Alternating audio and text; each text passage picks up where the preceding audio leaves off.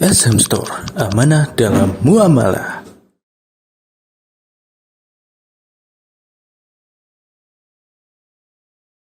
Kitabil Karim, ya ayyuhalladzina amanu taqullaha haqqa tuqatih wa la tamutunna illa wa antum muslimun.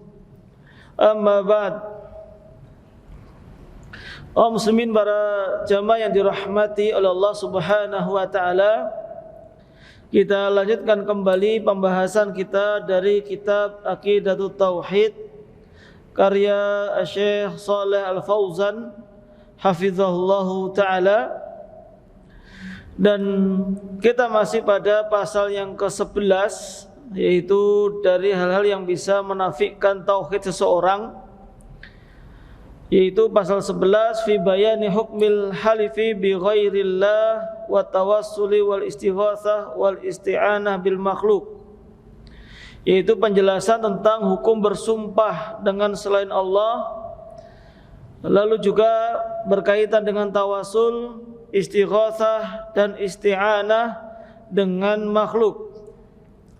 Telah kita bahas poin yang pertama, yaitu tentang bersumpah dengan selain Allah, dan hukumnya adalah diharamkan, masuk ke dalam perbuatan syirik, yaitu menyekutukan Allah Subhanahu wa taala. Dan pada malam hari ini kita lanjutkan pada poin yang kedua, yaitu at-tawassulu bil makhluk ilallah, yaitu bertawassul dengan makhluk kepada Allah Subhanahu wa taala. Yang dimaksud dengan tawassul di sini adalah huwa taqarrub ila syai'i wa tawassul ilaihi, yaitu mendekatkan kepada sesuatu dan menjadikan perantara untuk mendekatkan diri kepadanya. Wal wasilatu al qurbah, yang dimaksud dengan wasilah adalah qurbah atau pendekatan, mendekatkan diri, atau dalam bahasa juga bisa diartikan sebagai sarana. Qala Allah Ta'ala, Allah Subhanahu wa taala berfirman, wabtaghu ilaihil wasilah, dan mencarilah, mintalah wasilah untuk menggapai Allah Subhanahu wa taala. Artinya tawasul ini ketika seseorang, di antara subhat yang ada di kalangan kaum muslimin, ketika kita mau meminta sesuatu kepada Allah Subhanahu wa taala dengan banyaknya dosa yang kita miliki, maka tidak pantas kalau kita langsung minta kepada Allah Subhanahu wa taala. Maka kita harus melalui perantara terlebih dahulu. Karena ini dikiaskan, diserupakan. Apabila kita ingin bertemu dengan pemimpin, misalkan dengan presiden, ya kita pengen nasihati presiden langsung, ya siapa kita? Maka harus melalui wakil rakyat misalkan, atau melalui orang-orang terdekatnya, sehingga kita tidak bisa langsung minta bantuan kepada pemimpin. Nah, ini dikiaskan, diperumpamakan dengan Allah Subhanahu wa taala, sehingga kita pun harus mencari wasilah yang bisa mengantarkan tujuan kita kepada Allah Subhanahu wa taala.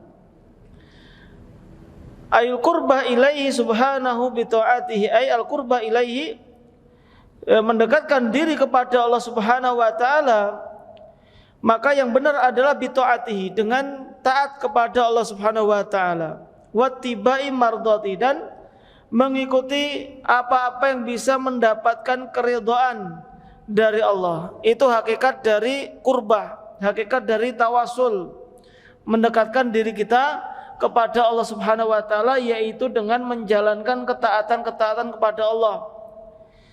Berarti dengan sholat, dengan sedekah, berbuat baik, yaitu pada dasarnya kita sedang ingin mendekatkan diri kita kepada Allah Subhanahu wa taala. Kita sedang bertawassul dengan amal soleh yang sedang kita kerjakan tadi. Nah, tawassul kisman. Tawassul itu ada dua macam. Jadi perlu kita dudukkan terlebih dahulu ketika kita membahas tentang tawasul di sini. Apalagi umumnya terkadang kalau kita mendengar tawasul ada yang diharamkan. Namun di sana ada tawasul yang disyariatkan. Jadi tidak semua tawasul itu diharamkan. Sebagaimana ketika ada pembahasan tentang orang yang pergi ke kuburan, nggak boleh minta-minta. Maka kalau kita mendapati di buku-buku para ulama, mereka pun juga membagi dua secara umum, bahwasanya ziarah kubur itu ada yang boleh, ada yang tidak. Amalan-amalan di kuburan itu ada yang disyariatkan, ada yang tidak. Nah, sehingga di sini bukan menafikan, bukan melarang orang ziarah kubur. Namun yang dilarang adalah ketika orang itu ziarah kubur melakukan hal yang bisa menjerumuskan pelakunya itu ke dalam kesyirikan, itu yang dilarang. Sebagaimana tawasul di sini tidak mutlak melarang atau mengharamkan tawasul. Makanya harus kita bagi terlebih dahulu. Dan sebelumnya tadi kita sudah mengetahui apa arti dari tawasul itu, sehingga kita pun tidak gagal faham ketika kita menjelaskan atau mendengarkan tentang hukum tawasul ini. Al-qismul awal, macam yang pertama atau jenis yang pertama, tawasul masyru', yaitu tawasul yang disyariatkan. Dan ini anwa', yaitu bermacam-macam. Artinya ini ada tawasul-tawasul yang memang diperbolehkan oleh syariat, bahkan dianjurkan dan dicontohkan. Apa saja itu tawasul yang disyariatkan? An-naw'ul awwalu at-tawassulu ila Allah Ta'ala bi asma'ihi wa sifatihi, yaitu bertawassul kepada Allah dengan nama-nama dan sifatnya. Jadi berdoa dengan menyebut nama-nama Allah dan sifat-sifatnya. Ini sesuai dengan perintah Allah Subhanahu wa taala dalam surat Al-A'raf ayat yang ke-180. Allah berfirman, "Walillahil asmaul husna fad'uuhu biha." Allah Subhanahu wa taala memiliki asmaul husna, nama-nama yang baik. Fad'uuhu biha, maka berdoalah kepada Allah biha, yaitu dengan nama-nama yang baik tadi, dengan asmaul husna. Wa dzarul ladzina yulhiduna fi asma'ihi sayujzauna ma kanu ya'malun. Dan tinggalkanlah orang-orang yang menyimpang dalam memahami nama-nama Allah, karena mereka akan dibalas sesuai dengan apa yang mereka lakukan. Jadi tawasul yang pertama adalah dengan menyebut nama Allah Subhanahu wa taala. Contohnya ya Hayyu ya Qayyum bi rahmatika astaghits. Sehingga sebelum minta atau sesudahnya boleh, itu diawali dengan menyebut nama Allah Subhanahu wa taala. Atau kalau kita mohon ampun kepada Allah, misalkan astagfirullah wa atubu ilaih, innahu tawwabur rahim. Saya memohon ampun kepada Allah dan saya bertobat kepada Allah, karena Allah adalah ghafurun, yang maha menerima taubat atau yang maha mengampuni. Ya Rahman ya Rahim. Kalau kita minta sesuatu lalu diakhiri dengan ya Arhamar Rahimin, wahai zat yang maha kasih sayang, ini diawali atau diakhiri dengan nama-nama Allah Subhanahu wa taala. Dan itu pun juga sesuai dengan konteksnya. Artinya kalau minta kebaikan, yaitu dengan misalkan ya Rahman ya Rahim, minta diampuni dengan ya Ghafar. Bukan baliknya, kalau misalkan minta sesuatu tapi pakai ya Jabbar, ya Mutakabbir, ya ini enggak cocok dengan sifat yang dikandung pada nama-nama tersebut. Dan juga diantara yang tidak dicontohkan oleh Nabi SAW ketika bertawassul dengan nama-nama Allah dengan Asmaul Husna, ya cuma nyebut nama-nama Allah saja. Apa yang diinginkan pun tidak disebut. Misalkan ya Allah, ya Allah, ya Allah sampai 999 kali misalkan. Ya ini bukan berdoa, karena nggak pernah diajarkan tata cara seperti itu. Atau ya Latif, ya Latif, ya Latif 444 kali misalkan. Nanti kalau lupa di tengah-tengah ngulangi lagi dari awal. Nah ini nggak pernah. Bahkan kita minta sesuatu kepada orang saja, kita nggak pantas nyebut namanya berkali-kali. Misal Pak Budi, maunya apa? Malah bikin jengkel ya kalau orang didatangi kok tiba-tiba disebut namanya seperti itu. Tapi kalau disebutkan, wahai Pak Fulan yang suka dermawan, suka bantu, ini saya lagi butuh uang, itu di antara bentuk pujian kepada orang yang diminta tadi. Begitu pula dengan Allah Subhanahu wa taala. Tentu ini bukan penyerupaan, artinya kepada manusia saja seperti itu, maka kepada Allah Subhanahu wa taala lebih utama lagi. An-nau' usani, adapun jenis yang kedua, at-tawassulu ila Allah taala bil imani wal a'mali shalihah allati qama biha al-mutawassil, yaitu bertawassul kepada Allah Subhanahu wa taala dengan keimanannya, dengan amal saleh yang dilakukan oleh orang yang bertawassul tadi. Kama qala ta'ala an ahlil iman, sebagaimana firman Allah Subhanahu wa taala ketika menceritakan tentang ahlul iman, yaitu dalam surat Al-Imran 193.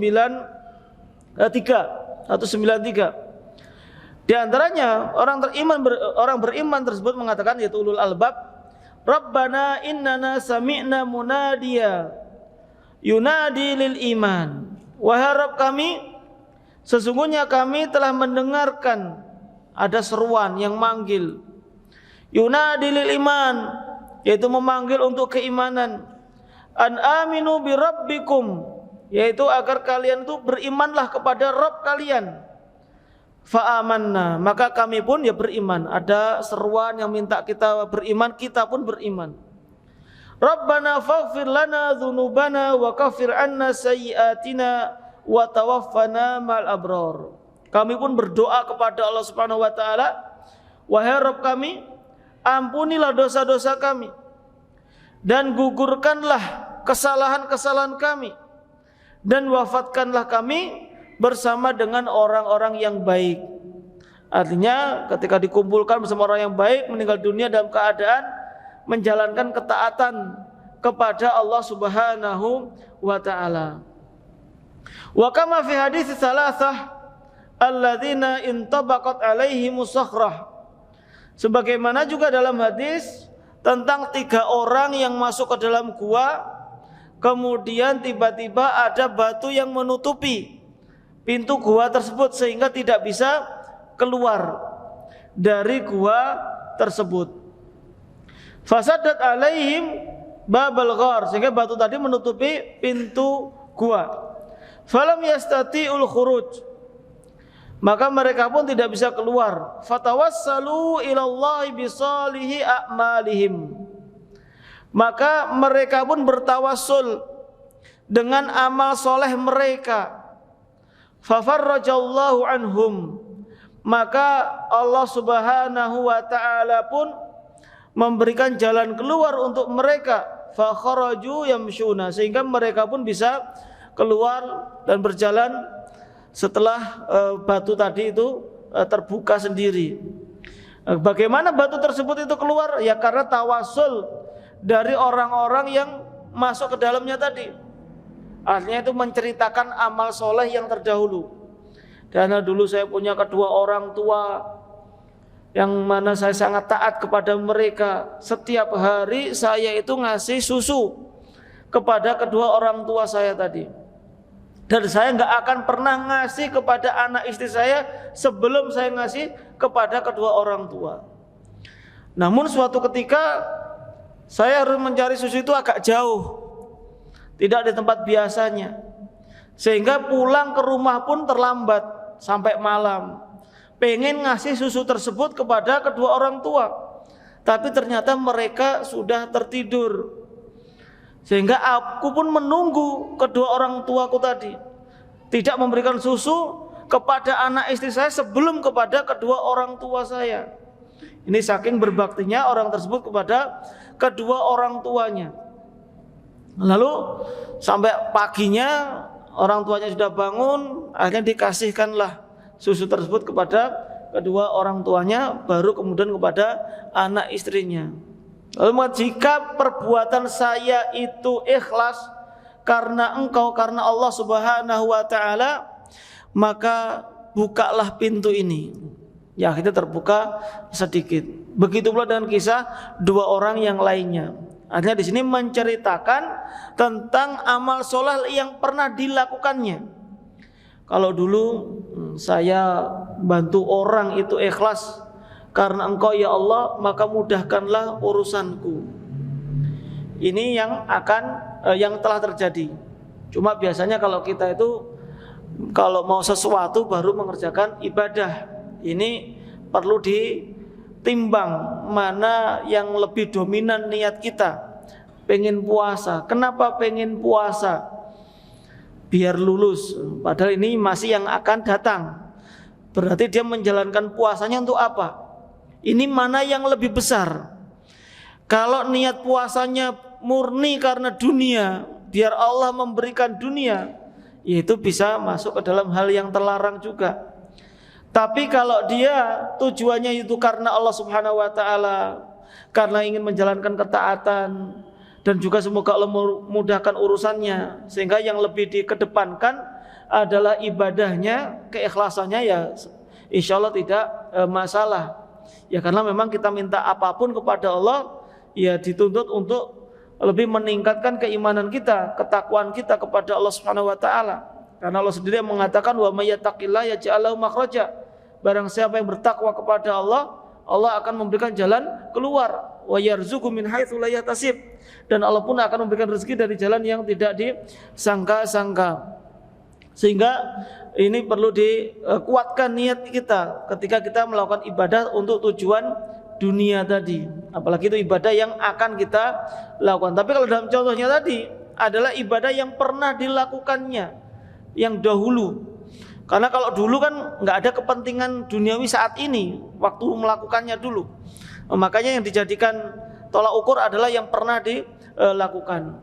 Dulu pas saya sholat malam, dulu saya umroh, kalau memang itu niatnya ikhlas, maka mudahkan urusan saya. Itu bisa dipraktekkan dalam poin ini. Kemudian yang ketiga, an-naw tsalis at-tawassul ila Allah Ta'ala bitauhidihi kama tawassala Yunus alaihi salam, yaitu bertawassul kepada Allah dengan tauhid, dengan mentauhidkan Allah Subhanahu wa taala.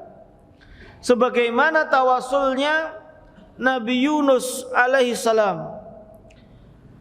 Allah Subhanahu wa taala menceritakan dalam surat Al-Anbiya 87, fanada fil zulumati alla ilaha illa anta subhanak. Maka berserulah, berdoalah Nabi Yunus alaihissalam dalam kegelapan, dimakan ikan, gak tahu apa-apa. Untuk bisa keluar, ya maka bertawassul kepada Allah Subhanahu wa taala dengan berdoa la ilaha illa anta. Tidak ada Tuhan, tidak ada sembahan yang berhak diibadahi kecuali Engkau, kecuali Allah Subhanahu wa taala. Subhanak, maha suci Engkau. Jadi di sini dengan mentauhidkan Allah dalam kondisi terjepit, dalam kondisi kita enggak tahu jalan keluarnya seperti apa dari permasalahan yang kita, maka kita membaca doa la ilaha illa anta subhanak. Ini dengan mentauhidkan Allah Subhanahu wa taala. Bertawassul dengan memuji Allah Subhanahu wa ta'ala. Jadi yang dipuji pun adalah Allah Subhanahu wa ta'ala, bukan dengan yang lainnya, atau dengan zikir-zikir yang lainnya. La ilaha illallah wa la syarikalah, lahul mulku wa lahul hamdu wa huwa ala kulli syai'in qadir. Dan tauhid, yang ucapan tauhid yang lainnya. Yang keempat, an-naur rabi' at-tawassulu ila Allah ta'ala bidharid dha'fi wal hajati wal iftiqari ila Allah, yaitu bertawassul kepada Allah Subhanahu wa taala dengan menampakkan kelemahan, benar-benar butuh kepada Allah, benar-benar mengharapkan bantuan dari Allah Subhanahu wa taala. Artinya semakin kita menunjukkan butuh kita kepada Allah, maka Allah semakin mudah untuk mengabulkan doa kita ataupun keinginan kita. Di antara juga ketika disyariatkan salat istisqa, yaitu minta hujan, maka di antara sunnahnya itu adalah mengenakan pakaian yang paling biasa, ya masih tetap menutup aurat ya, paling biasa, bukan yang paling bagus bagaimana ketika sholat Id, tapi sholat istisqa yang paling butuh, karena itu benar-benar lagi butuh diturunkan hujan oleh Allah Subhanahu wa taala. Atau bahasa kita ya lebih melas lah, pokoknya semakin melas kita minta kepada Allah Subhanahu wa taala, maka semakin besar peluang untuk dikabulkan oleh Allah Subhanahu wa taala. Kama qala Ayyub alaihissalam, sebagaimana perkataan Nabi Ayyub alaihissalam dalam surat Al-Anbiya 83, anni masaniyad durru wa anta arhamur rahimin. Sesungguhnya aku sedang ditimpa madarat, sedang ditimpa musibah, sedang ditimpa penyakit. Wa anta arhamur rahimin, dan engkau adalah arhamur rahimin, yaitu Tuhan yang paling penyayang, maha penyayang. Arhamur rahimin yang maha penyayang, sedangkan arhamur rahimin yang paling penyayang lagi di antara yang menyayangi. Ini juga sebenarnya juga bersama dengan poin yang pertama, yaitu dengan asmaul husna tadi. Namun di sini tambahi anni masadiyadurru, saya ini lagi benar-benar dapat musibah ya Allah, saya khawatir tidak bisa menghadapi musibah ini, maka mudahkanlah urusan saya ya arhamar rahimin, atau wa anta arhamur rahimin, karena engkau ada zat yang maha pengasih lagi maha pemurah. Ini dipuji lagi Allah Subhanahu wa ta'ala. Kemudian yang kelima, Anaul khamis, at-tawassulu ilallah bidu'a'is salihinal ahya. Kama kana sahabatu idza ajdabu talabu minan nabi sallallahu alaihi wasallam an yad'u Allah lahum. Yaitu bertawassul kepada Allah dengan doanya orang soleh yang masih hidup. Jadi kita minta didoakan oleh orang yang soleh, karena orang yang soleh atau wali Allah yang kita berhusnudzon, orang tersebut adalah wali Allah, adalah orang-orang yang soleh, orang-orang yang dekat dengan Allah Subhanahu wa ta'ala. Kita husnudzon bahwasanya doanya akan mudah diterima oleh Allah Subhanahu wa ta'ala. Lalu kita pun mendatangi orang yang soleh tadi dan meminta untuk didoakan. Kama kana sahabat, sebagaimana para sahabat dahulu ketika, yaitu khususnya pada zaman Umar bin Khattab radhiyallahu anhu, ketika tertimpa panceklik atau musim kemarau yang berkepanjangan, ketika Rasulullah masih hidup, maka datangnya kepada Rasulullah. Ketika Rasulullah sudah meninggal dunia, maka datangnya kepada pamannya, yaitu Al-Abbas radhiyallahu anhu, fayad'u lahum, sehingga Al-Abbas, yaitu pamannya, ayahnya Abdullah bin Abbas, sehingga pamannya inilah yang nanti akan berdoa kepada Allah Subhanahu wa ta'ala. Jadi yang didatangi itu orang yang masih hidup, karena yang bisa berdoa ya tentu adalah orang yang hidup. Kalau orang sudah meninggal dunia, maka butuh didoain, butuh kita mendoakan orang yang sudah meninggal tadi. Nah, kalau kita mendatangi orang yang meninggal dunia lalu minta, "Mbah tolong doakan Allah Subhanahu wa ta'ala, mintakan kepada Allah supaya saya lulus." Kira-kira mbahnya bisa jawab apa tidak? Kalaupun jawab malah kita lari. Yoli tak doakan, tambah repot kalau sudah meninggal dunia. Kalau masih hidup ya masih bisa, ya nanti saya doakan. Ya bisa langsung didoakan, atau ketika malam hari atau dini hari atau fi dhahril ghaib, ketika mendoakannya tidak ada orang tersebut, nah, maka itu ya lebih baik juga. Jadi kalau doa pada dasarnya mana yang terbaik doa itu? Ketika mendoakan kaum muslimin, yang terbaik adalah ketika mendoakannya tidak di hadapan orang yang didoakan, karena itu lebih mudah untuk dikabulkan. Yaitu mendoakan saudaranya bidzahril ghaib, dalam keadaan tidak diketahui. Maka ketika seorang mendoakan saudaranya tanpa diketahui oleh saudaranya, maka malaikat akan mengatakan walaka bimitslihi. Maka untukmu juga mendapatkan kebaikan dari doa tersebut. Ketika mendoakan saudara kita nggak ada di hadapan kita, ya Allah semoga rezeki saudara saya itu dilancarkan, dimudahkan oleh Allah Subhanahu wa taala. Maka malaikat itu akan mengaminkan dan juga mengatakan walaka bimitsli. Engkau pun juga mendapatkan doa tadi.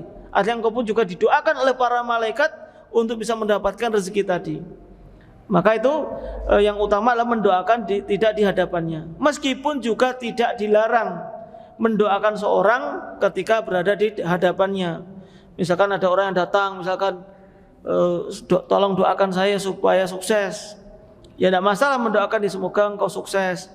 Ya terkadang mendoakan di depannya itu ya bukan riya, tapi lebih menenangkan hati orang yang meminta didoakan. Kalau cuma sekedar iya saya doakan nanti, ini nanti lupa apa enggak ini. Ya meskipun yang dimintai untuk mendoakan tadi rajin sholat malam, atau mungkin dia rajin berdoa, tapi nanti ingat nggak pas doa itu dengan saya misalkan, maka ya boleh-boleh saja. Artinya di sini fleksibel, artinya nggak ada secara mutlak harus tidak diketahui atau ya lebih baik di depannya. Ini sesuai dengan kondisi. Intinya kalau kita meminta didoakan oleh orang lain yang kita anggap soleh tadi adalah ketika masih dalam keadaan hidup, bukan sudah meninggal dunia. Kemudian yang keenam, ana usadis atawassulu ilallahi bil i'tirafi bidzambi. Berdoa atau bertawassul kepada Allah Subhanahu wa taala yaitu dengan mengakui dosa kita. Yaitu sebagaimana firman Allah dalam surat Al-Qasas 16, qala rabbi inni dzalamtu nafsi faghfirli. Wahai Rabbku, sungguhnya aku telah berbuat zalim terhadap diriku sendiri, faghfirli, maka ampunilah dosaku. Jadi ketika berdoa kepada Allah ya kita mengakui kesalahan-kesalahan kita. Ya Allah, dosa-dosaku sudah banyak dan tidak akan bisa bersih kecuali Engkau yang mengampuninya. Maka ampunilah dosaku. La yaghfiru dzunuba illa anta. Tidak ada yang bisa mengampuni dosa-dosa kecuali Engkau. Rabbana dzalamna anfusana wa illam taghfir lana wa tarhamna lanakunanna minal khasirin. Ini juga akan diampuni oleh Allah Subhanahu wa taala. Kita sudah banyak berbuat zalim. Jika Engkau tidak mengampuni kami, jika Engkau tidak memberikan rahmat kepada kami, maka kepada siapa lagi kita akan meminta ampunan? Jadi kita mengakui. Kadang sama orang saja lebih baik minta maaf daripada ngeyel-ngeyelan, supaya kita ya dimaafkan, semoga urusannya cepat selesai. Kadang sama polisi pun ya lebih baik minta maaf dulu ya, daripada kabur. Maaf saya tadi terlambat, buru-buru sehingga nabas lampu merah misalkan. Kadang itu juga bisa dimaafkan kalau kita lebih baik sejak awal minta maaf terlebih dahulu. Jadi ketika kita mengakui kesalahan kita, dosa-dosa kita, dan siapa di antara kita yang tidak dosa, semuanya suka berbuat dosa. Karena Rasulullah SAW mengatakan, kullu bani Adam khata' wa khairu khata'ina tawwabun. Setiap anak Adam, setiap manusia itu suka berbuat kesalahan. Khata' itu sering berbuat kesalahan. Dan sebaik-baik orang yang berbuat kesalahan adalah yang bertaubat kepada Allah Subhanahu wa taala. Jadi itu tadi 6 poin, yaitu bentuk tawassul yang disyariatkan atau yang diperbolehkan oleh syariat ini. Sehingga kita bisa memilih di antara tawassul tadi atau menggunakan semuanya. Nah, sekarang kita masuk pada bagian yang kedua, at-tawassul ghairu masyru', yaitu tawassul yang tidak disyariatkan.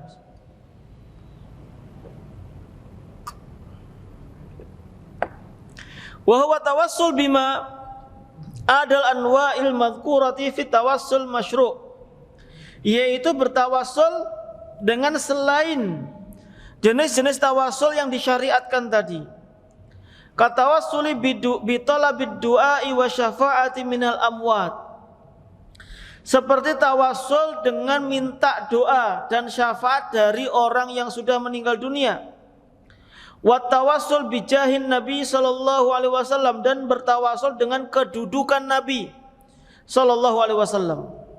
Wa tawassul bi dzatil makhluqin au haqqihim, atau bertawasul dengan zatnya makhluk, dengan zatnya manusia, atau dengan hak mereka. Itu ada 4 jenis yang dilarang.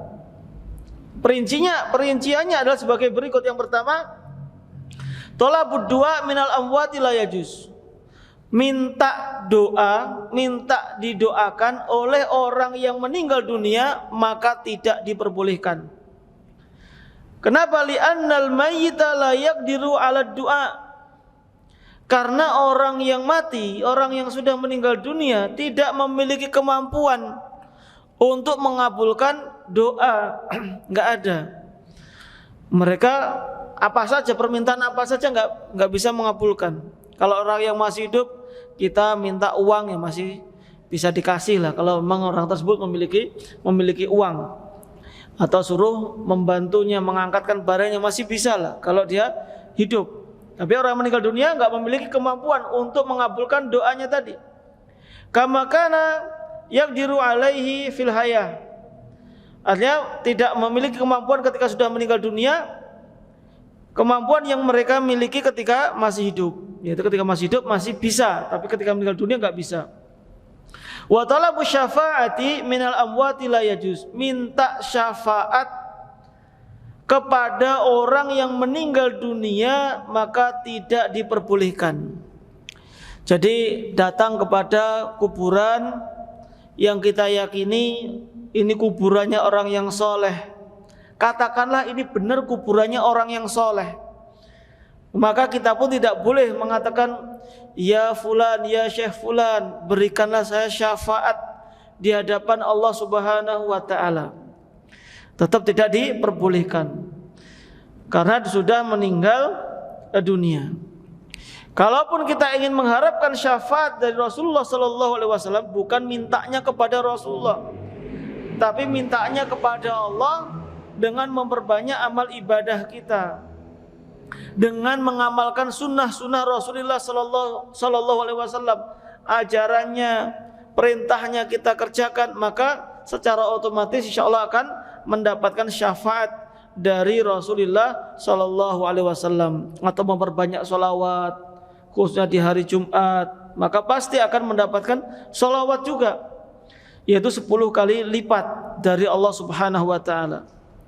Lianna Umar bin al-Khattab radhiyallahu anhu wa Muawiyah ibn Abi Sufyan radhiyallahu anhuma, karena dulu Umar bin Khattab dan Muawiyah bin Abi Sufyan waman bihadratihima, dan juga orang-orang yang ada pada masa itu dari kalangan sahabat wa tabi'in lahum bi ihsan, lamma ajdabu istasqau wa tawassalu wastashfa'u biman kana hayyan.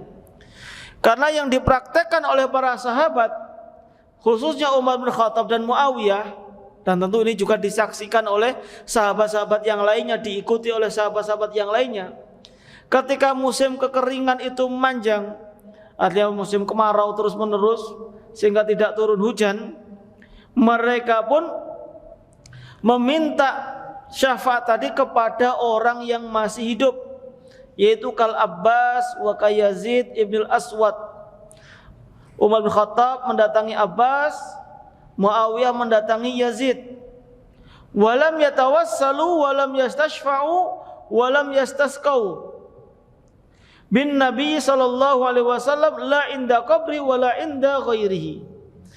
Mereka ketika tadi musim panas berkepanjangan, kemarau, Umar bin Khattab itu tidak mendatangi kuburannya Nabi sallallahu alaihi wasallam, tidak mendatangi kuburannya Abu Bakar ataupun kuburannya makam syuhada Uhud atau makam Baqi misalkan, tidak, enggak ada yang mendatangi kuburan-kuburan dari para sahabat tadi.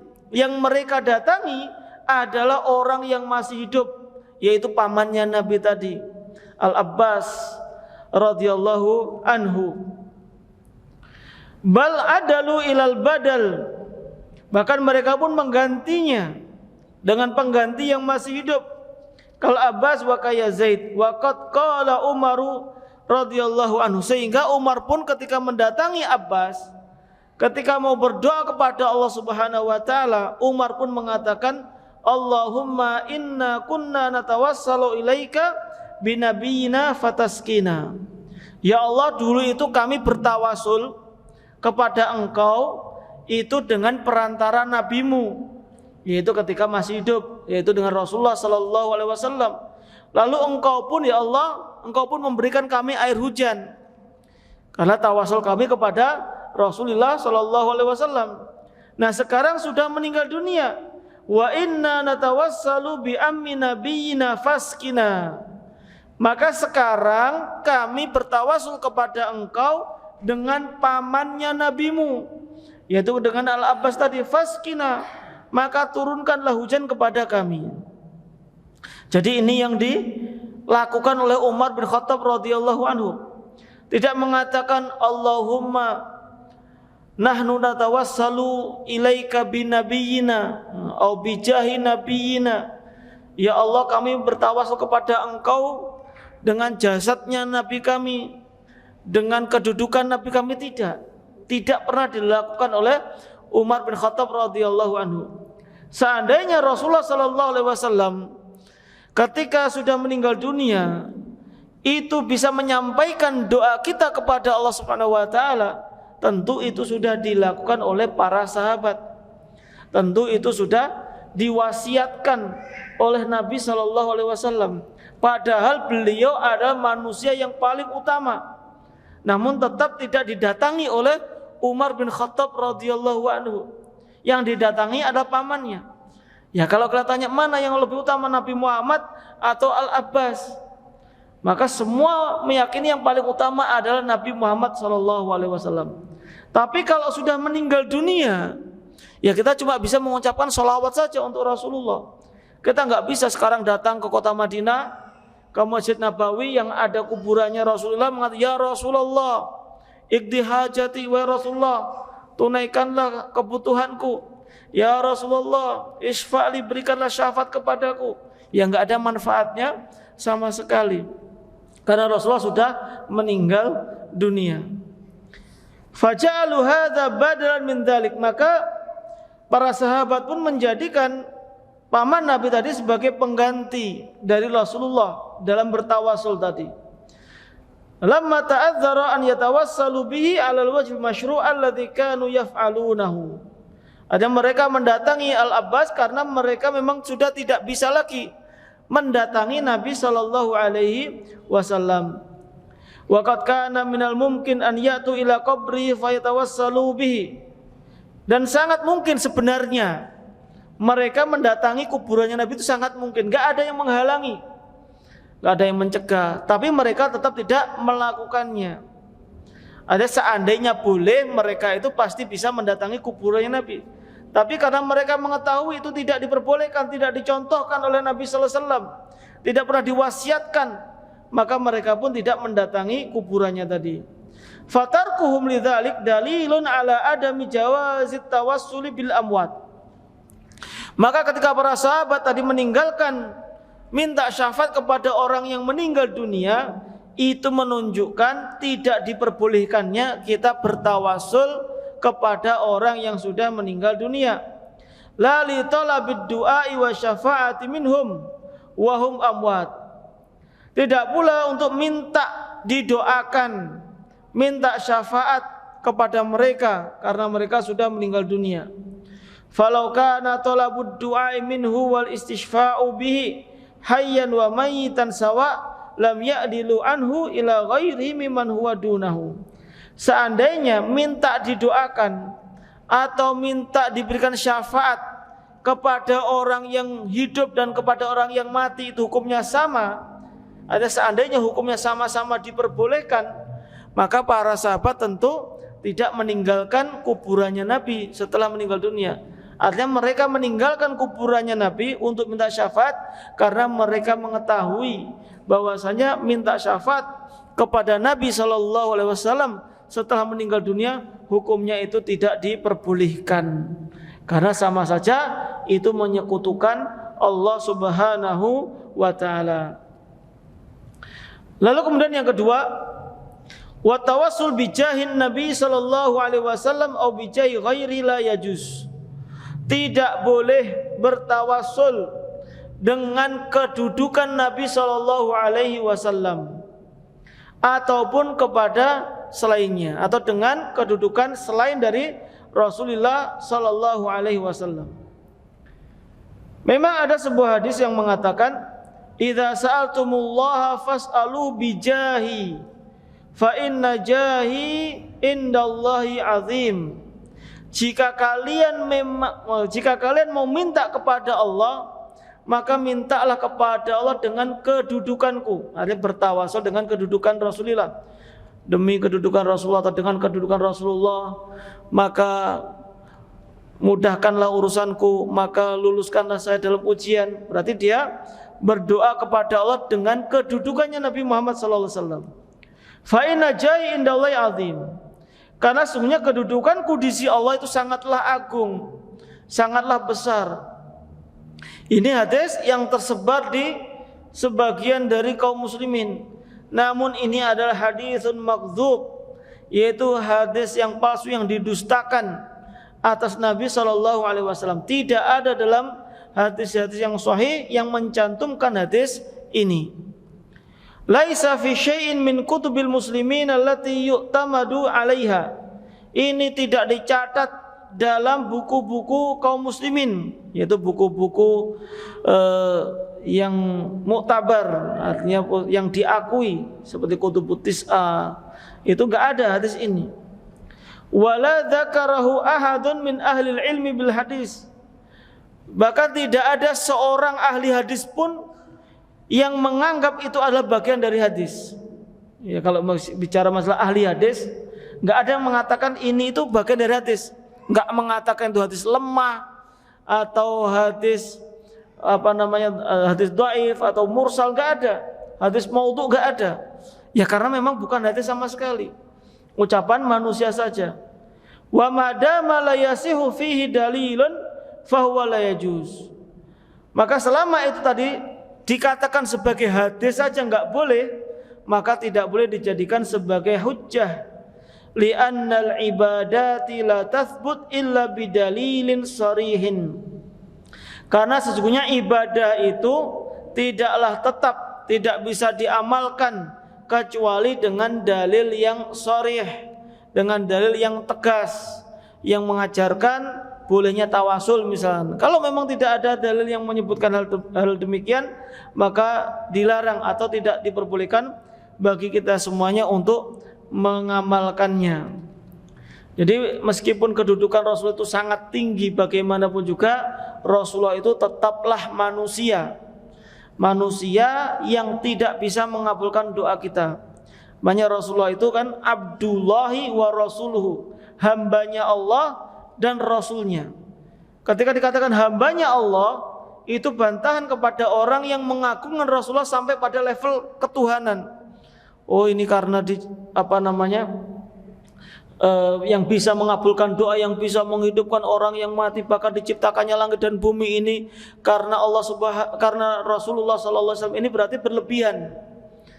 Dan juga Rasulullah, Nabi Muhammad adalah Rasul utusan Allah. Meskipun Nabi Muhammad adalah seorang manusia, namun memiliki kelebihan dibandingkan dengan manusia yang lainnya. Karena Nabi Muhammad ini diutus oleh Allah Subhanahu wa taala, mendapatkan wahyu dari Allah Subhanahu wa taala.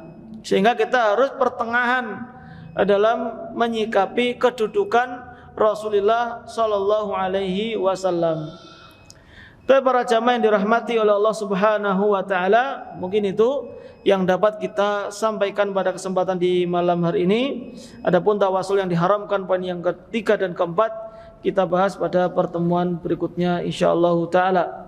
Subhanakallahumma wa bihamdik asyhadu an la ilaha illa anta astaghfiruka wa atubu ilaik. Assalamualaikum warahmatullahi wabarakatuh.